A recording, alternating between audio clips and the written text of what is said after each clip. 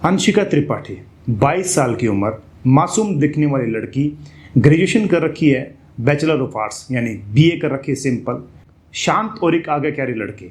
विनोद त्रिपाठी, उसके पिता एक रिटायर्ड कर्नल आर्मी के अंदर से। अनुशासन प्रिय संध्या त्रिपाठी, उसकी माँ धार्मिक और सामाजिक महिला। फैज अली, अंशिका का बॉयफ्रेंड, एक गिटारिस्ट है, एक निम्न वर्गीय पृष्ठभूमि से है। इंस्पेक्टर राघव मिश्रा केस की जांच कर रहे हैं। एक रात लखनऊ के पोश कॉलोनी में हड़कंप मच जाता है। त्रिपाठी दंपति अपने ही घर में मृत पाए जाते हैं।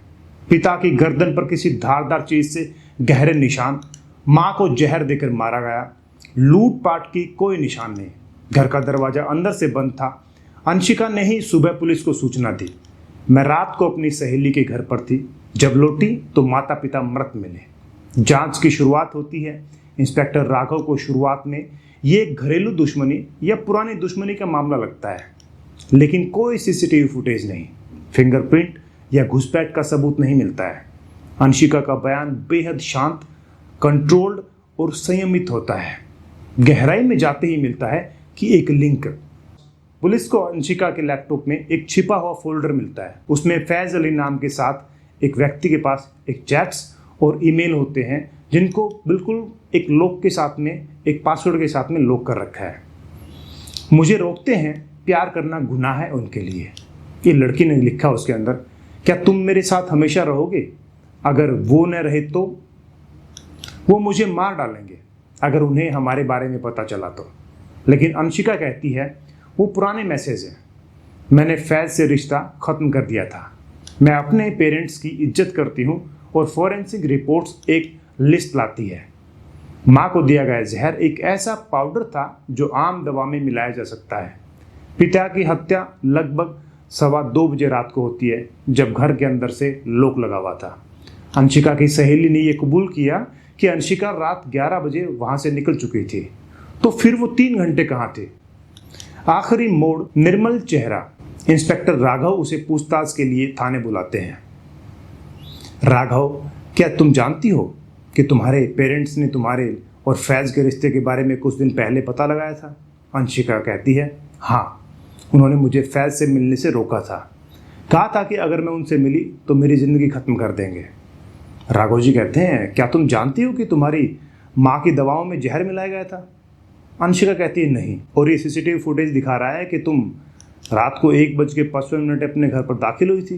दबाव डालने पर वो मुस्लिम लड़के से शादी करने के कारण पर राजी हो जाते हैं। धर्म परिवर्तन की बात पर बिगड़ जाती है। अंशिका चुप रहती है, फिर मुस्कुराती है। अगर कोई गुनहगार अपनी आज़ादी के लिए अपने ही पिंजरे को तोड़े तो? सब शांत रहते हैं।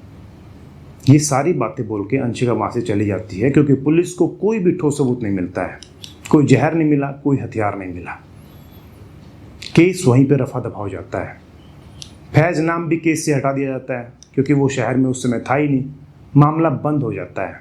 2 महीने बाद अंशिका और फैज किसी समुद्र शहर के किनारे पर एक छोटा सा कैफे चला रहे हैं। शहर का नाम है मुंबई। वो हंस रही है और गुनगुना रही है। वहीं एक आदमी सिविल ड्रेस में उनको नोटिस कर रहा है। वो रोजाना आकर उनको देखता है तो दोनों बहुत खुश लगते हैं। अब कहानी इस तरह मोड़ लेती है कि सिविल ड्रेस वाला व्यक्ति उसे रोज चेक करता है, रोजाना देखता है। उन पर शक होना शुरू होता है, क्योंकि पुलिस को उसी समय शक था धर्म परिवर्तन की बात को लेके। अब अंशिका को पुलिस हिरासत में लेती है और दोनों से दोबारा पूछताछ करती है। अब अंशिका सारी बातें कबूल कर लेती है, लेकिन ये पूछताछ सिर्फ उनके घर और पुलिस थाने के बीच चल रही थी। इसी दौरान अंशिका की मौत हो जाती है। मामला और पेचीदा हो जाता है। उस तरफ पेरेंट्स की मौत और 2 महीने बाद लड़की की मौत, और वो दोनों उससे पहले खुश भी थी। लेकिन अंशिका उससे पहले कबूल कर चुकी थी कि मैंने शादी के लिए सब कुछ किया। मेरे पेरेंट्स धर्म परिवर्तन के लिए राजी नहीं थे, वो शादी के लिए एग्री हो गए थे। अब यहाँ बात ही पेचीदा होती है कि उसकी अंशिका की मर्डर क्यों होता है। अंशिका ने लास्ट में पुलिस को क्लू दिया था कि अगर उन्होंने धर्म परिवर्तन नहीं किया तो फैज अली उसे मार देगा, और आखिर में वही हुआ। अंशिका की मौत हो जाती है, जैसे आम मौत बाकी आप कई खबरों में, कई अखबारों में, समाचार पत्रों में देखते हैं। ऐसे ही अंशिका भी मारी जाती है।